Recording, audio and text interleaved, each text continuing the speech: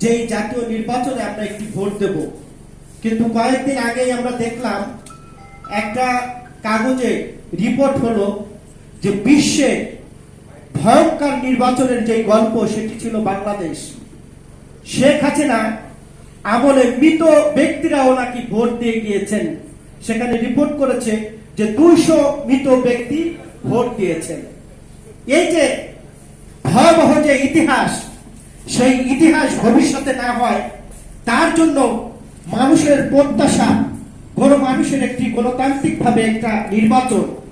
কিন্তু এই নির্বাচনকে কালক্ষেপণ করার জন্য দেশি বিদেশি ষড়যন্ত্র এবং কিছু রাজনৈতিক দল তারা বিএনপি এবং সরকারের মধ্যে একটি ওয়াল সৃষ্টি করার চেষ্টা করলো।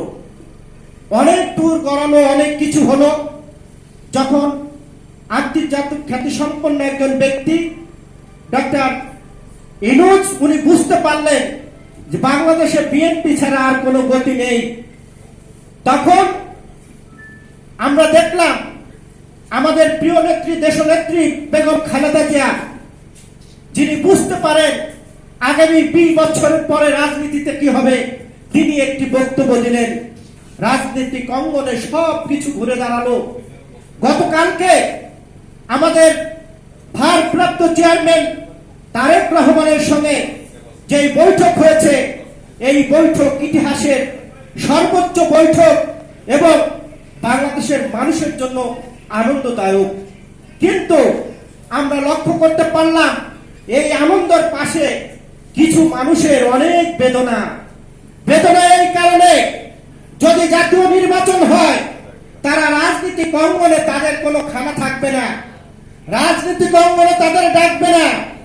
বিএনপির ছায়ার তলে থেকে যারা বিএনপির বিরুদ্ধে ষড়যন্ত্র করছেন তারা এখন হতাশ হচ্ছেন।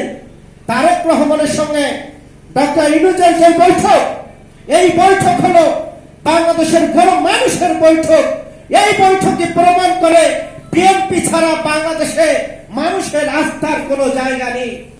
বাংলাদেশের মানুষের আস্থার প্রতীক দেশনেত্রী বেগম খালেদা জিয়া, বাংলাদেশের মানুষের আস্থার প্রতীক ভারপ্রাপ্ত চেয়ারম্যান জনাব তারেক রহমান এবং বেগম খালেদা জিয়া ছাড়া বাংলাদেশের গণতন্ত্র এবং বাংলাদেশের সার্বভৌমত্ব কেউ ধরে রাখার শক্তি রাখে না কোনো রাজনৈতিক দল।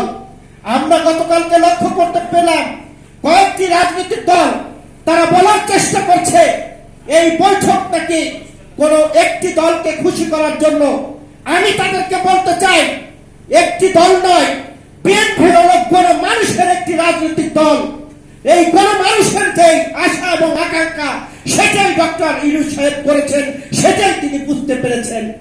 আমরা বাংলাদেশের জনগণের পক্ষ থেকে এবং আমার ব্যক্তিগত পক্ষ থেকে আমরা ডক্টর ইউনূস সাহেবকে অভিবাদন জানাই যে তিনি দেরিতে হলেও বুঝতে পেরেছেন বাংলাদেশের মানুষের কি আশা। কাজে উনি লন্ডন থেকে বাংলাদেশে আসবেন, বিএনপি তাকে সহযোগিতা করবে, তাকে কোন রকম যারা বিপদগ্রস্ত করার চেষ্টা করবেন তাদেরকেও কিভাবে রুখে দিতে হয় সেটা বিএনপির নেতা কর্মী জানে।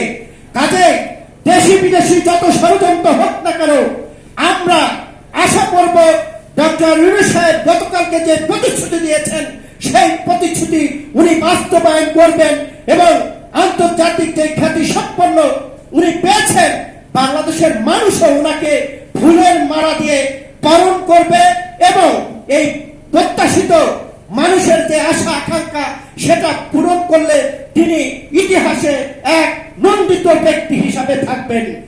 এই শেখ হাসিনার মতো কখনো স্বৈরাচারী বা অমুক তমুক কেউ বলবে না, ডক্টর ইউনূস সাহেবকে বলবে। উনি আন্তর্জাতিক অঙ্গনে যেভাবে কথা রেখেছেন বাংলাদেশের জনগণের সাথে তিনি কথা রেখেছেন। সকলকে ধন্যবাদ জানিয়ে আমি আমার কথা শেষ করছি। দেখা হবে রাজপথে, কথা হবে স্লোগানে, হয় লাশ না ইতিহাস। আল্লাহ হাফেজ।